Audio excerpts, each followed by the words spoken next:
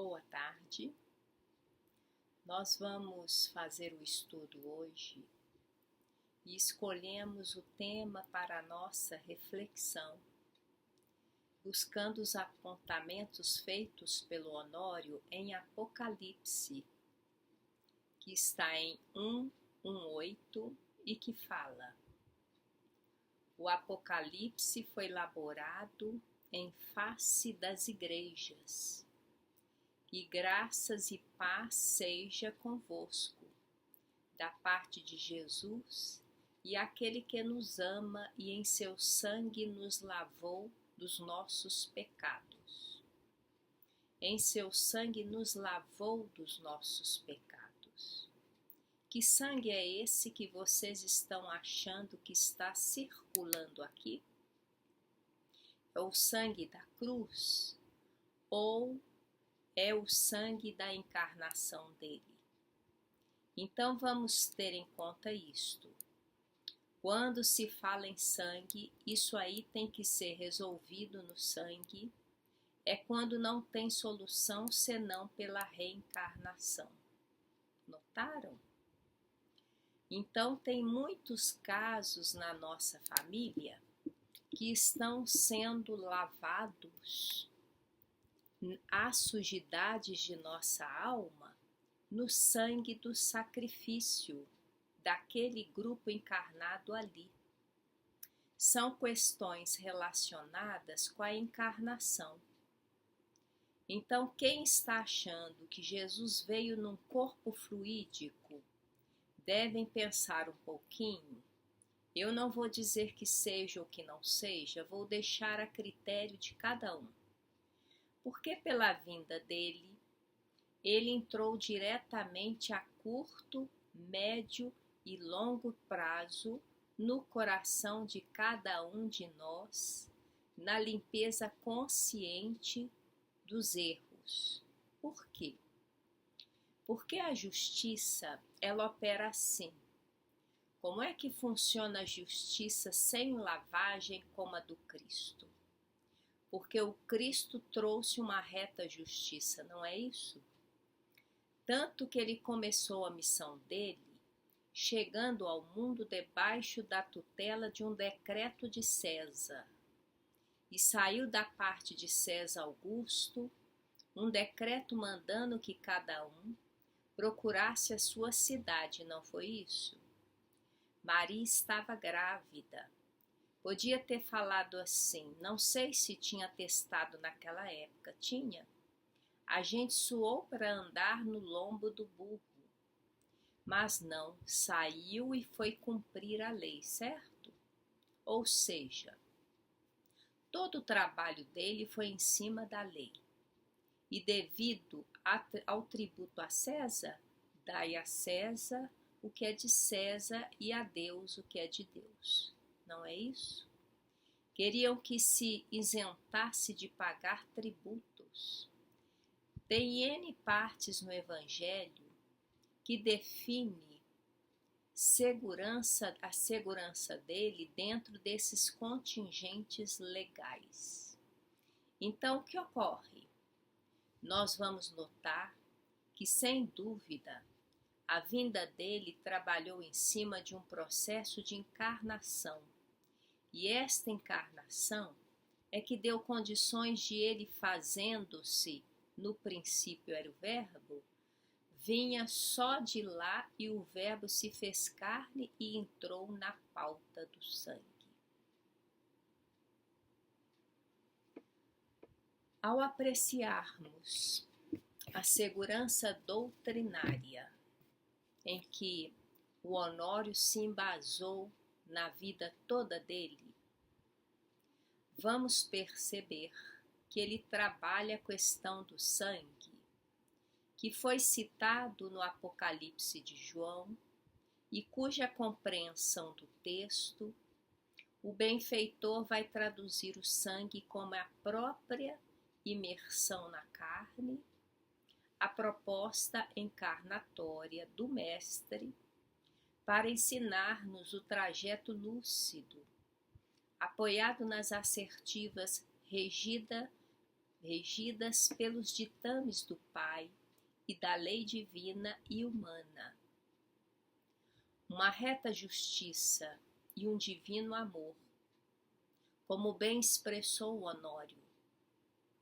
Uma reta encarnação exemplar ante a diretriz superior e as leis do planeta, em que pousara sua existência de guia e modelo. Não somente a trajetória brilhante de retidão e probidade moral, mas, acima de tudo, a doação plena de si em prol da redenção da família humana.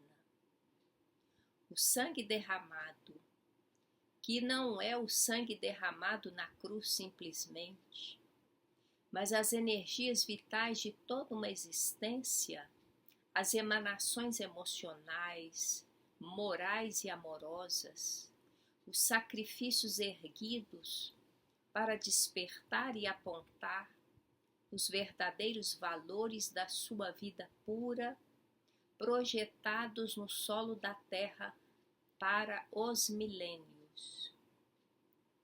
Da mesma forma, o sangue derramado dos primeiros cristãos não foram consagrados somente nas arenas do circo romano ou nas esquinas anônimas do caminho, mas foi toda uma epopeia de amor que almas resolutas e intimoratas entregaram-se ao martírio silencioso e transformador em si durante décadas de testemunhos. E nossas vidas acanhadas, transformadas em renúncia diária de compreensão dilatada da condição do outro, que sabe perdoar e ajudar, mesmo com os pés sangrando, pode se transubstanciar em vitalidade consumida, no amor em expansão e mudança de profundidade. Após os esforços de Lívia, junto ao governador da Judéia, para esclarecer a inocência do seu mestre de amor e humildade, no livro Há 2000 anos de Emmanuel, psicografia de Chico Xavier, vamos ver na narração do autor espiritual que ela, após a tentação infrutífera de apelar pela inocência e grandeza de Jesus junto à autoridade da Judéia, se aconchegou com seus 2 companheiros humildes de crença, a Ana, sua ajudante diária e amiga confidente, e o tio dela, Simeão, um velhinho bondoso e de grande caráter. E Lívia, na expansão de sua angústia, diz que a sentença havia sido consumada e não mais iriam ouvir as suas prédicas consoladoras, porque a cruz foi a resposta à sua bondade sem limites. Os 3 tinham os olhos orvalhados de pranto, ao que Simeão considerou, embora a alma sofrida, com o olhar fito no céu: filhas, o Messias nunca nos ocultou a verdade dos seus sacrifícios, dos martírios que o aguardavam nesses sítios, a fim de ensinar que seu reino não está neste mundo. Mas nas sombras da minha velhice, estou apto a reconhecer a grande realidade das suas palavras, porque honras e vanglórias, mocidade e fortuna, bem como as alegrias passageiras do plano terrestre, de nada valem, pois tudo aqui vem a ser ilusão que desaparece nos abismos da dor e do tempo. A única realidade tangível é a de nossa alma a caminho desse reino maravilhoso, cuja beleza e cuja luz nos foram trazidas por suas lições inesquecíveis e carinhosas. Mas obtemperou Ana entre lágrimas. Nunca mais veremos a Jesus de Nazaré confortando-nos o coração. Que dizes, filha? Exclamou Simeão com firmeza. Não sabes então que o Mestre afiançou que a sua presença consoladora é sempre inalterável entre os que se reúnem e se reunirão neste mundo em seu nome? Regressando agora a Samaria, erguerei uma cruz à porta de nossa choupana e reunirei ali a comunidade dos crentes que desejarem continuar as amorosas tradições do Messias. E aí o Honório continua. Então, quando Pedro disse, tu és o Cristo, Filho de Deus vivo, o que Jesus falou imediatamente? Então compete ao Filho do Homem ir a Jerusalém, passar lá nas mãos dos sacerdotes, não foi isso? Nessa hora a gente comentava ontem aqui à noite. Nessa hora Jesus deve ter pensado assim, isso é uma opção da gente. Como espírita nós podemos deduzir o encarnado chamado Pedro entendeu quem eu sou. Então o sangue já conseguiu conectar, canalizar pela sua corrente, não o vírus, uma coisa patológica, mas o germe do conhecimento que tange o intelecto e o sentimento dos seres. Entenderam? É como se naquela hora passasse por Simão, olha, ele não é um encarnado comum não, ele é o filho esperado. Então, através de Pedro, imediatamente foi dito que sobre esta pedra seria erguida a igreja, edificaria a minha igreja. Não era igreja, templo é templo. Como não era igreja, templo, Francisco de Assis teve de consertar as igrejas lá na região da Itália. É igreja no seu sentido de renovação do edifício de redenção. Então, a nossa redenção não está dentro do Grupo Emmanuel. Aqui é instrumentalidade que nós recebemos, é material, é conteúdo operacional, porque a igreja efetiva da nossa redenção é aqui dentro da área de nossa percepção. Porque quando nós edificamos esse processo dentro de nós, não tem como colocar fiscais nem ninguém para acompanhar.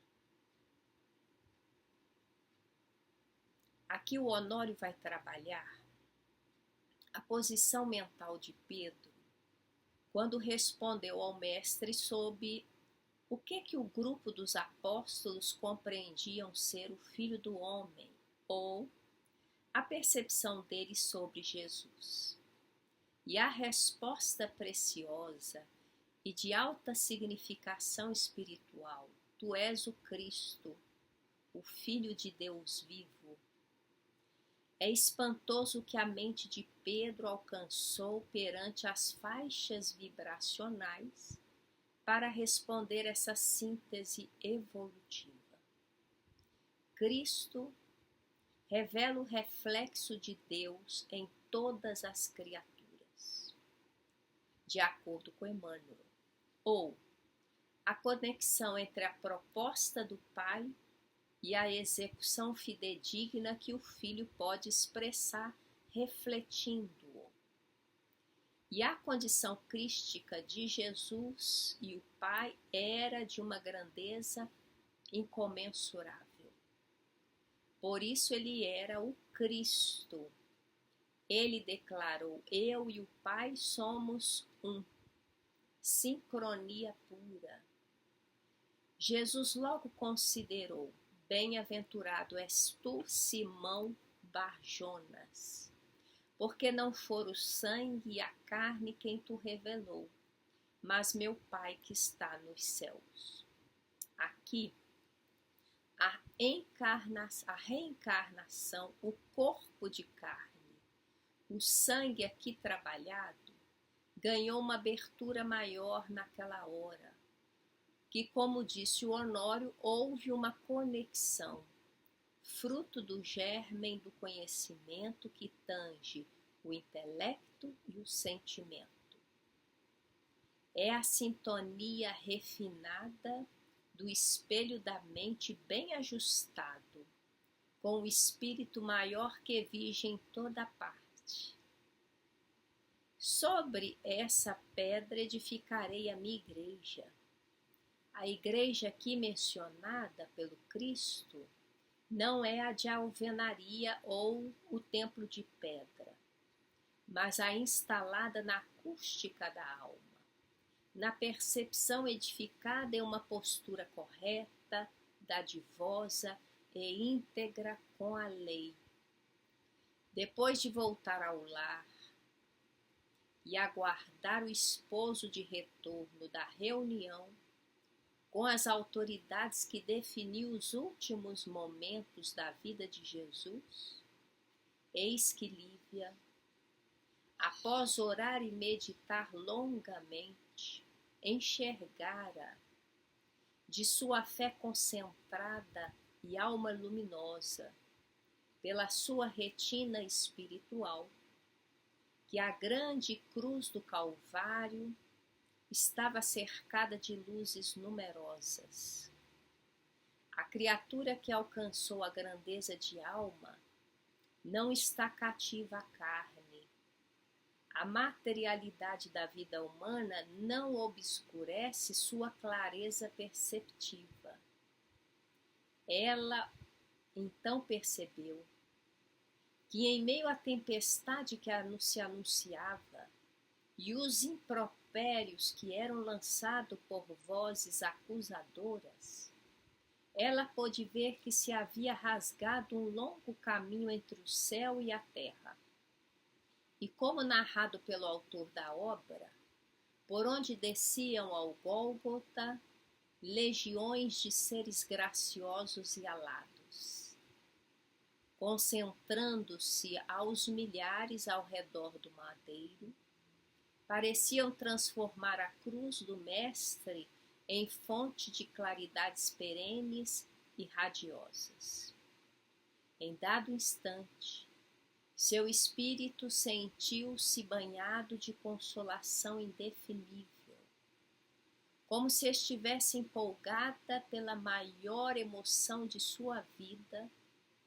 Notou que o Mestre desviara levemente o olhar, pousando-o nela, numa onda de amor intraduzível e de luminosa ternura.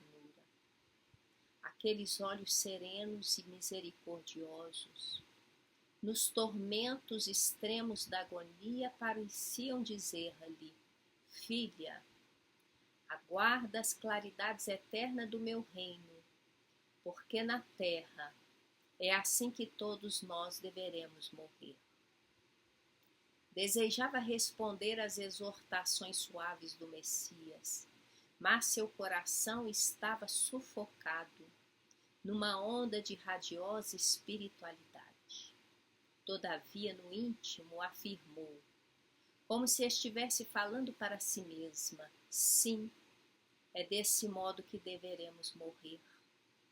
Jesus, concedei-me alento, resignação e esperança para cumprir os vossos ensinamentos, para alcançar um dia o vosso reino de amor e de justiça. Lágrimas copiosas banhavam-lhe o rosto naquela visão beatífica e maravilhosa. Nesse momento, porém, a porta abriu-se com estrépito e a voz soturna e desesperada do marido vibrou no ar abafado, despertando-a. Bruscamente, arrancando-a de suas visões consoladoras. Lívia, bradou ele, como se estivesse tocado por comoções decisivas e desesperado.